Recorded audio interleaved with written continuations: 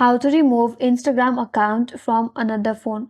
Hi everyone, this is Kate and I'm back with another video. So let's get started. First of all, launch your Instagram application in your mobile device. After that, make sure that you're logged into your account. Now once you get to your home page, navigate to your profile icon from the bottom right corner.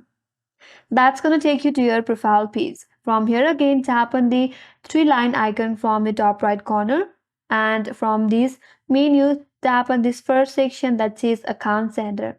Now under this account section, scroll down a bit and then tap on Password and Security. Now under Password and Security, under Security Checks, there you will find an option as Where you are logged in, tap on it. Now from here, select your Instagram account. Now on this page that is account login activity, you will be able to view all the devices that you're logged into your Instagram account.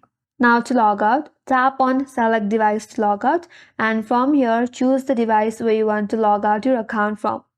Suppose I have this device right here, and after that tap on log out, and once you confirm it, the account will get logged out of that device. So that's how you can log out of Instagram from another phone, and that's all for today's video.